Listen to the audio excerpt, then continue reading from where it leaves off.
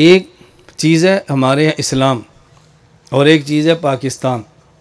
اسلام ہماری نظریاتی شناخت ہے اور پاکستان ہماری جغرافیائی شناخت ہے۔ ہم اپنی نظریاتی شناخت پر بھی کمپرومائز نہیں کر سکتے اور اپنی جغرافیائی شناخت پر بھی کمپرومائز نہیں کر سکتے۔ اگر توجہ رکھنا، اسلام کی حفاظت کرنے والے علماء ہیں، پاکستان کی حفاظت کرنے والی افواج ہیں۔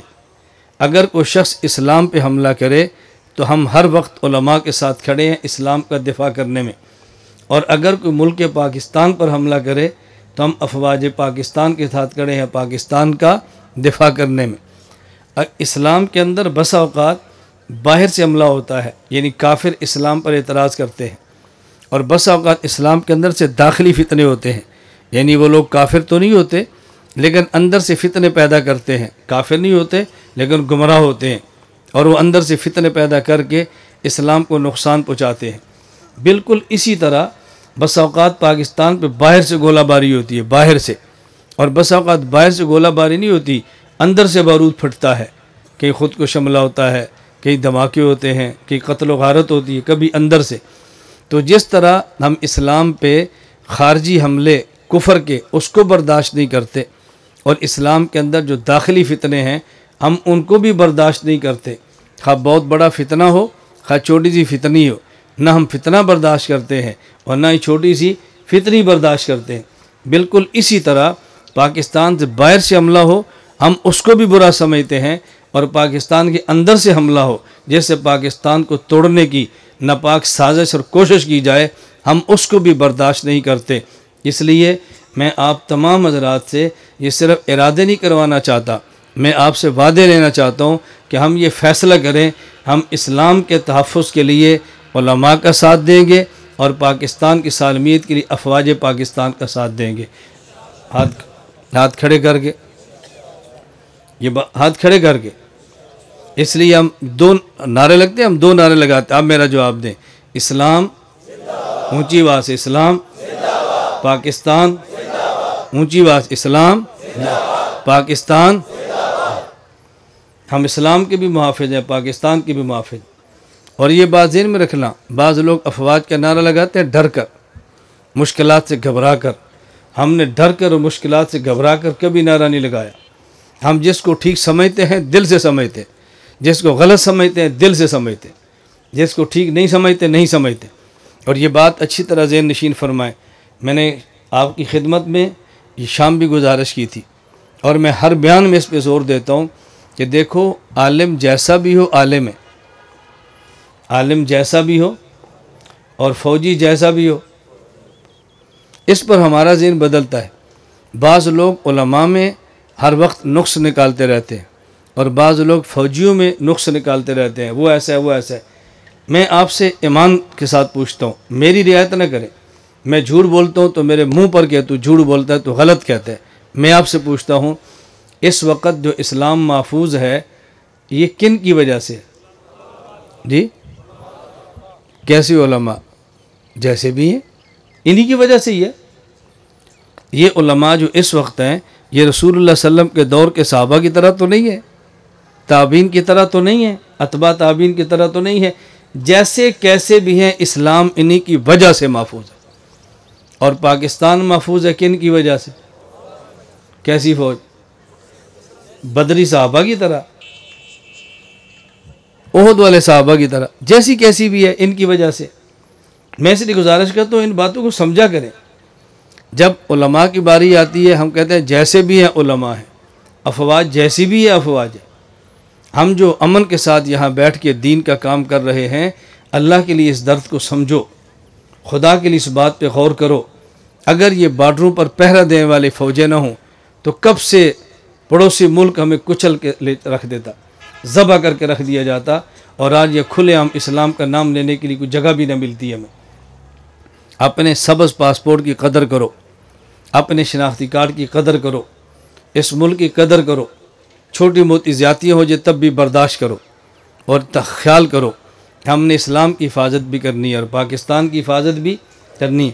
اس لیے شریعت کا مسئلہ علماء سے پوچھو، اور شریعت کے معاملات میں علماء کی بات کی قدر بھی کرو، پابندی بھی کرو، اور ملک کو سنبھالنے کے لیے ملک کو چلانے والے اداروں کا خیال کرو، ان کا احترام کرو، ان کے ساتھ تعاون کرو، قانون کی پاسداری کرو۔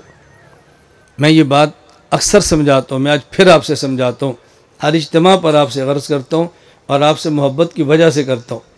مشکلات آتی ہیں، پھر آپ سے نہیں سنبھالا جاتا۔ ہم بحمداللہ جیسے سالوں پہلے تھے اسی طرح آج کھڑے ہیں۔ آپ حضرات 2-4 دن کی جیل پر ہتھیار پھینک دیتے ہیں، پھر آپ نے چیخنا اور چلانا ہوتا ہے۔ ہمیں آپ سے محبت ہے، ہم چاہتے ہیں بھی ہم سے تعلق رکھنے والا دنیا میں جیلوں سے بچے اور موت کے بعد جہنم سے بچے۔ ہماری خواہش ہے عافیت کے ساتھ دنیا میں دین کا کام کرے اور موت کے بعد اللہ اس کو راحت والی زندگی عطا فرمائے۔ اور ملک میں آدمی جیل جاتا ہے جب قانون کو توڑتا ہے، اور موت کے بعد قبر جہنم میں جاتا ہے جب آدمی اسلام کو چھوڑتا ہے۔ اس لیے اپنا ذہن بنا لیں، ہم اسلام کو چھوڑیں گے نہیں، قانون کو توڑیں گے نہیں۔ ہم اسلام کو چھوڑیں گے نہیں، قانون کو، یہ میرے چھوٹے چھوٹے جملے یاد رکھ کر ہے، اسلام کو چھوڑیں گے نہیں، قانون کو توڑیں گے تو جیل میں جائیں گے، اور اسلام کو چھوڑیں گے تو جہنم میں جائیں گے۔ تو جیل سے بھی بچیں اور جہنم سے بھی بچیں۔ جیل سے جہنم مشکل ہے، جیل سے جہنم مشکل ہے۔ جیل برداشت کی جا سکتی ہے اور جہنم کو برداشت کرنا انسان کے بس میں نہیں ہے۔ تو ان دونوں چیزوں کا ہمیشہ خیال فرمائیں۔ ہم بس اوقات افراط و تفریط سے کام لیتے ہیں، بس اوقات اونچ نیچ سے کام لیتے ہیں۔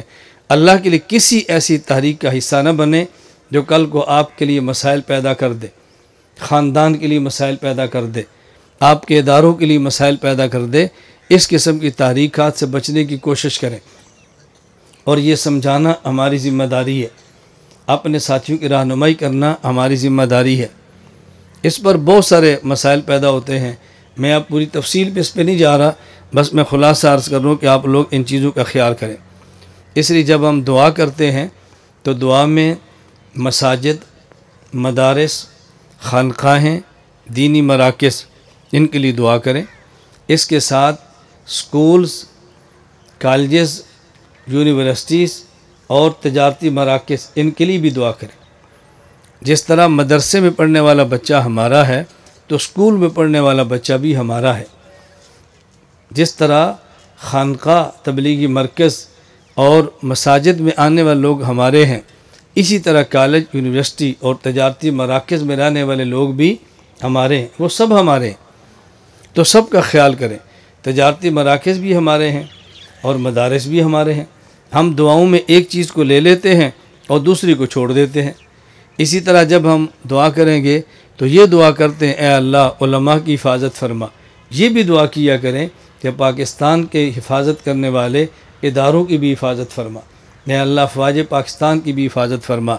میں پھر سمجھیں، میں کسی کے کردار کی تعریف نہیں کرتا، میں بہت اچھا نہیں کہتا، میں کہتا ہوں جتنا جس کا کردار بنتا ہے اتنا خیال کرنا ضروری ہے، اتنا سنبھالنا ضروری ہے، اتنا ان کا ساتھ دینا ضروری ہے۔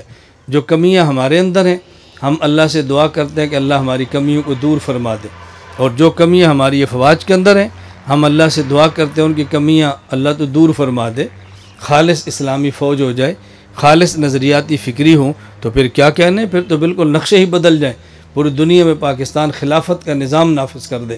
اللہ نے جس طرح صلاحیتیں اور اللہ تعالیٰ نے جس طرح طاقت اور توانائی عطا فرمائی ہے، اس کا خیال کریں۔ لا إله إلا الله، لا إله إلا الله، لا إله إلا الله، ما لنا رب سوى.